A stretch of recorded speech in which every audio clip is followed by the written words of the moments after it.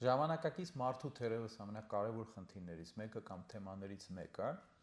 որի հետ ինքը առնչվում է առօրյայում, դա արդյունավետության կամ մաքսիմալ օգտակարության թեման է։ Ժամանակի օգտագործման, սեփական ռեսուրսների օգտագործման, կա այդպես ամենուր տարածված եւ ռոպագանդվող խոսույթ, որ հնարավորինս ինչքան որ հնարավոր է շատ մեծ արդյունավետությամբ եւ օգտակարությամբ ծախսել մեր ժամանակը եւ անընդհատ ներդրվել, զարգանալ։ Ընդհանուր առմամբ գաղափարը անընդհատ զարգանալու անձի տեսանկյունից եւ անձի համար շատ գրավիչ է եւ ընդհանուր դրական է, առողջ է, կառուցողական է եւ ցանկալի է, որովհետեւ մեր հնարավորությունները իրենք իհարկե կոնկրետ ժամանակ տարածության մեջ սահմանափակ են, բայց նույնիսկ նեյրոկենսաբանական հետազոտությունները ցույց են տալիս, որ նույնիսկ նեյրոնների մակարդակում մենք կարող ենք մեր հնարավորությունները անընդհատ մեծացնել։ Հավանաբար կա ինչ-որ սահման, բնականաբար ընդհանուր տենց մեծ ինչ-որ մի կետում կա սահման, բայց նույնիսկ նեյրոկենսաբանական մակարդակում նեյրոնների արդյունավետությունը աշխատանքի, եթե կարելի է տենց ասել, այնտեղ իհարկե ավելի մասնագիտորեն նեյրոկենսաբանները կասեն, նույնիսկ դա կարելի է մեծացնել։ Սակայն այստեղ կարա լինի մի հատ ծուղակ, երբ որ մենք կորցնում ենք բալանսը, որովհետև այն, որ կուլտիվացվում է հնարավորինս զարգանալը, աճելը, սեփական հնարավորությունների սահմանը անդադար ընդլայնելը, դա մենք տեսնում ենք։ Իսկ բալանսի մասով ինչի կարող է խնդիր առաջանալ, որովհետև կա մի հատ սահման, որից հետո կարծես թե կարող են հարցեր առաջանալ, իսկ ինչի համար է այս ամեն ինչը։ Տեսեք, մի կողմից, երբ որ մենք դիտարկում ենք անձի զարգացումը, մասնագիտական աճը, որպես առանձին եւ կարեւոր արժեք, որևէ կասկած չկա, որ պետք է այդպես վարվել, այսինքն բոլոր ռեսուրսները տրամադրել այդ աճին եւ զարգացմանը։ Բայց երբ որ մենք դիտարկում ենք ընդհանուր փիլիսոփայական կամ հոգեբանական կամ անձի տեսանկյունից, թե այ անձը որպես անհատ, մարդը որպես անհատ էակ, ինչի համար է դա անում, ինչի համար է դա իրեն պետք, այստեղ հարցեր են առաջանում։ Իսկ ինչ եթե ինչ-որ սահման կա, կետ կա, որից այն կողմ արդեն անիմաստ է դառնում դա, որովհետև հարց առաջանում, իսկ ինչի համար եմ ես դա անում։ Որպես այս հարցը ավելի լավ հասկանանք, չնայած վերջնական պատասխաններ չեմ ակնկալում, որ անպայման պետք է գտնենք այս տեսանյութից հետո, բայց եթե ավելի ընդհանուր մենք նայենք այս հարցին, պետք կլինի մի փոքր հետ գնալ, չնայած մի փոքր չէ, լավ հետ գնալ, մի 20-30 հազար տարի հողագործության ժամանակաշրջանի սկիզբ, որովհետև ժամանակակից կյանքը իր առանձնահատկություններով, ինչքան էլ որ շատ տարբերվի հողագործության էրայից կամ նույնիսկ սրանից 100 կամ 1000 տարի առաջվա կենսակերպից,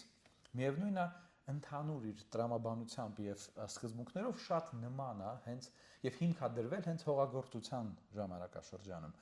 երբ որ մարդը ստիպված եղավ իր այս օրվա համար, այս օրվա ապրուստի համար մտածել մի քանի օր, ամիս կամ նույնիսկ տարի առաջ, մտածել ու պլանավորել։ Այսինքն, երբ որ մարդը սկսեց, ես շատ sense պարզեցված եմ ասում, մոդելավորելու ու հասկանալու համար, հա, երբ որ մարդը սկսեց զբաղվել հողագործությամբ, ինչ տեղի ունեցավ, պայմանականորեն, հա, ինքը ցանեց առաջին ցանքսը եւ այդ տարվա ընթացքում հասկացավ, որ կարա երաշտ լինի, փչացնի, կարա ջրհեղեղ լինի, փչացնի, գետերը կարան ափերից դուրս գան, կենդանիները կարան փչացնեն այն ինչ որ դեռ չի աճել կամ արդեն պատրաստի է, ամբարներում է պահվում, բայց կենդանիները կարող են փչացնել, ուրիշները կարող են գողանալ, հարկեր պետքա վճարի, իր համար պետքա պահի, մյուս տարվա ցանքսի համար սերմ պետքա պահի։ Եվ արդյունքում մարդը սկսեց մտածել, լավ, ուրեմն որպեսզի ես հաջորդ տարի այդ ամենն ունենամ եւ ինձ կարողանամ ապահովագրել այդ ամեն հնարավոր վնասներից, ինձ պետք է այսքան այսինչից անել։ Եվ հակամայից կյանքի եւ տնտեսական եւ քաղաքական կառուցվածքի ու համակարգերի բարդացմանը զուգահեռ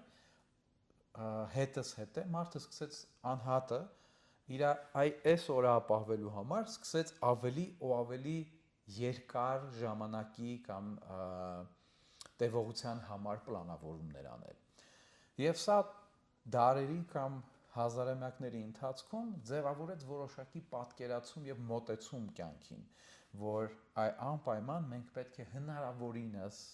հնարավորինս այսօր արդյունավետ գործենք, որպեսզի վաղը եթե լինի այսինչ բանը, այնինչ բանը վնասների մասին եմ խոսում եւ բացասական ազդեցությունների, մենք պատրաստ լինենք եւ գոյատևենք։ Սակայն ուզում եմ հիշեցնեմ, որ ի սկզբանե եւ հիմա էլ նպատակը այսօր ապրելն է, ընդհանրապես միշտ եղել է ցանկացած կենթանատեսակի համար կարևոր նպատակը եղել է գոյատևելը, հետևաբար այսօրը, այն օրը, որ ասում եմ այսօր, դա կարա լինի ինչ-որ մի քանի ժամ նույնիսկ, այս չեմ ուզում կենտրոնալ հենց այս 24 ժամվա վրա, այստեղ եւ հիմա ապրելն ու գոյատևելը։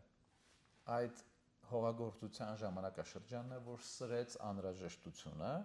շատ ավելի հեռուն նայելու եւ պլանավորելու։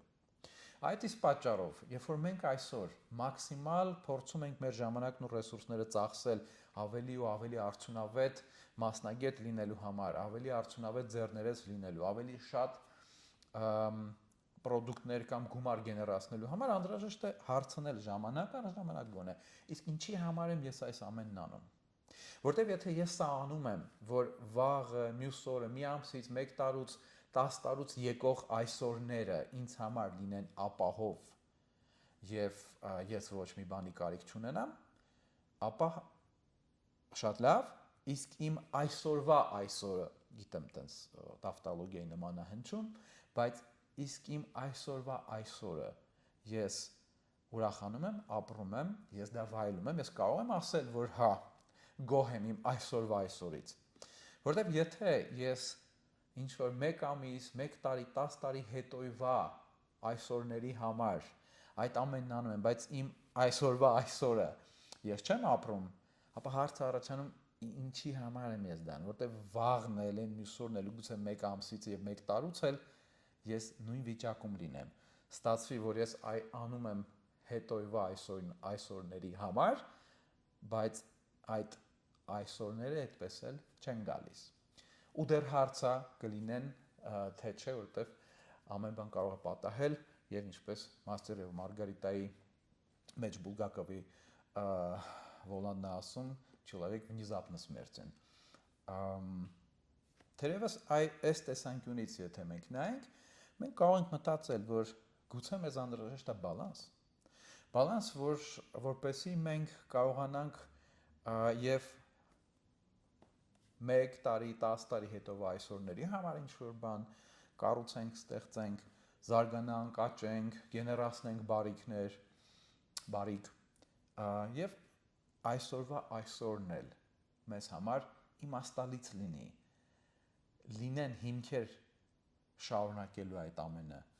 լինի հիմք մոտիվացիայի համար եւ ուրախության ու բավարարվածության համար կյանքից։ Որտեւ եթե այդպես չանենք, այլ միայն հնարավորինս աշխատենք նրա վրա, որ մաքսիմալ աճենք, զարգանանք եւ բարիք ստեղծենք, որը ելի եմ ասում, առանձին վերցրած հիանալի է։ Մենք